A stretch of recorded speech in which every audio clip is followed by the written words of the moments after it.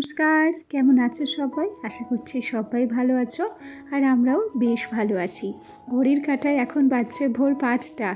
ঠিক দক্ষিণ পশ্চিম আকাশে এখনও চাঁদ রয়েছে আর সেটাই একটু আমি তোমাদের সঙ্গে শেয়ার করছি। ভোরের আকাশটা দেখো কি দারুণ লাগছে, তাই না বলো? আমরা অনেকেই হয়তো সময়ের সঙ্গে সঙ্গে শিখে গেছি না যে এই পৃথিবীতে সবচেয়ে কঠিন যদি কোনো কাজ থাকে তাহলে সেই কাজটা হচ্ছে মানুষ চেনা। ধীরে ধীরে আমরা সব শিখে যাই, আমরা বুঝতে থাকি, আমরা বুঝতে পারি যে সবাই কিন্তু সমান হয় না, সবাই কিন্তু সঙ্গ দেয় না, আর শেষ পর্যন্ত সবাই কিন্তু সাথেও থাকে না। যদিও বা আমরা সবাইকে আপন ভেবে থাকি, তবে কিছু কিছু মানুষ আছে তারা তো আমাদের আপন নাও ভাবতে পারে, তাই না? ভালোবাসা বলো, বন্ধুত্ব বলো, যে কোনো কিছুতেই কিন্তু স্বার্থ মিশে থাকে। যাই হোক, গল্প করতে করতে মনে হয় অনেক কথাই বলে ফেলেছি, তাই না? আচ্ছা, ভোর 5টায় উঠেছি।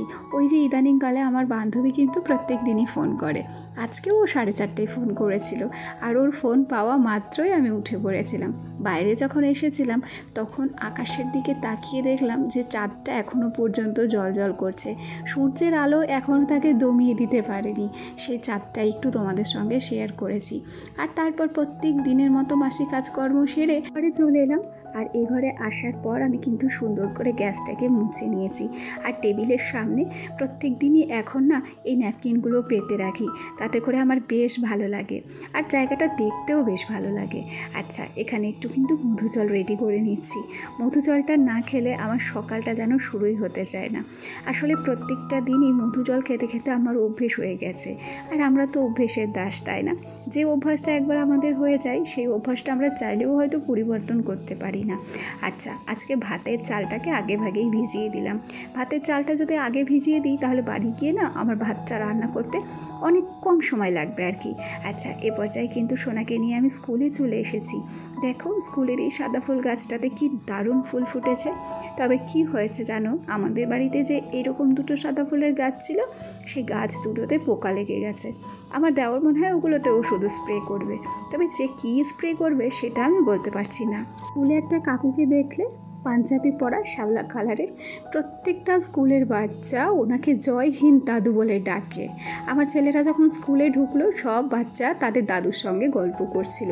বিষয়টা আমার কিন্তু বেশ ভালো লাগে। আর ওই কাকুর ব্যবহার এত ভালো, প্রত্যেকটা বাচ্চাকে উনি সমান চোখে দেখে। আসল কথা কি বলতো, ব্যবহারই মানুষের পরিচয়। আর বাচ্চা কাচ্চারাও মানুষের মন বোঝে, বাচ্চাদের মনও তো সরল।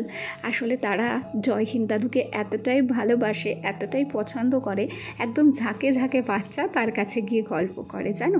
যাই হোক, ছেলেকে স্কুলে দিয়ে চলে এসেছি, আর তারপরে আমি কিন্তু সুন্দর করে আমার বিছানাটাকে গুছিয়ে রেখেছি। আর গোছানোর পরে ঘরে চলে এলাম আর ভাতটাকেও কিন্তু বসিয়ে দিলাম। চলো এই পর্যায়ে যাই একটা জায়গায়। কোথায় এসেছি বলো তো? আমাদের লঙ্কা বাগানে। কি দারুণ দারুণ লঙ্কা হয়েছে। তবে ওই সাইডের গাছটা দেখছো, ওই গাছটা কিন্তু মরে গেছে, একদম নেতিয়ে পড়েছে। আসলে বেশ কিছুদিন ধরে বৃষ্টি হচ্ছে, তো এরা এত বৃষ্টি সহ্য করতে পারছে না। যাই হোক, এখানে কালো লঙ্কা হয়েছে আর কিছুটা লঙ্কা লালও হয়ে গেছে, তাই একটু লাল কালো লঙ্কা আমি তুলে নিচ্ছি।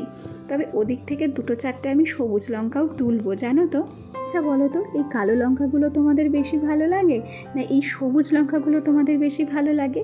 দেখো, লঙ্কা ভালো লাগা বলে কোনো কথা নেই, লঙ্কাগুলোতে যা ঝাল, মারাত্মক ঝাল। এই দেখো, লঙ্কাগুলো কিন্তু তুলেও নিয়ে এসেছি, আর এখানে আমি কিছুটা মশলা রেডি করেছি। আসলে কি বলো তো, আমার ছেলে যখন ওঠে ঘুম থেকে, ওকে যখন স্কুলে দিয়ে আসি, আজকে জিজ্ঞাসা করেছিলাম যে সোনা তুমি আজকে কি খাবে, মাছ খাবে না মাংস খাবে? ও বলেছিল মা আজকে আমি মাংস খাবো। তাই স্কুল থেকে আসার সময় ওর জন্য একটু মাংস নিয়ে এসেছি।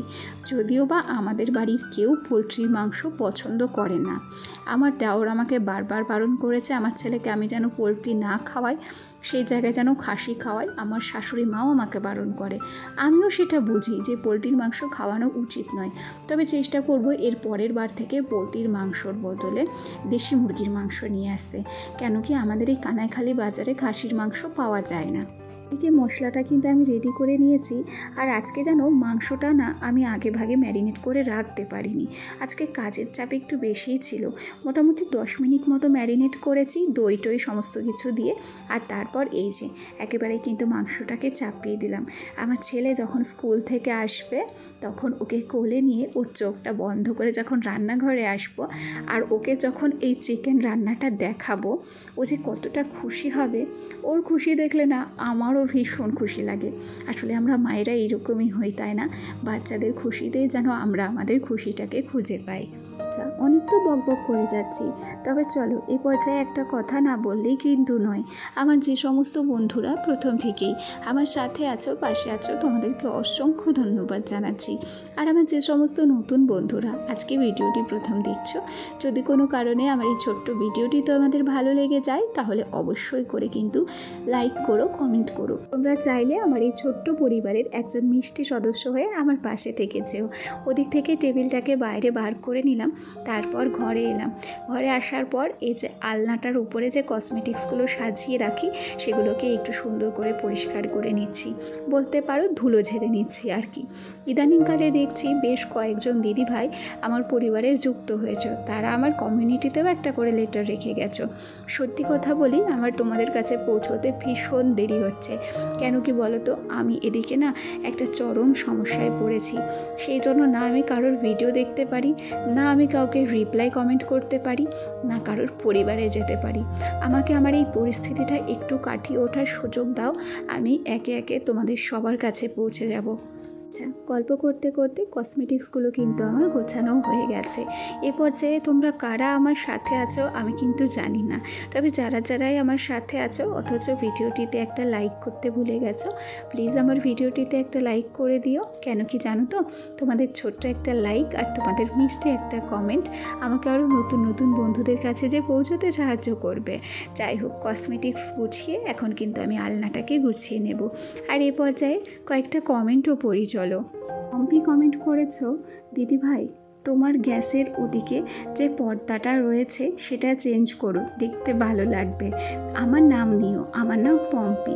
আচ্ছা পম্পি, প্রথমেই তোমাকে অনেক অনেক ভালোবাসা, অনেক অনেক ধন্যবাদ একটা সুন্দর কমেন্ট করার জন্য।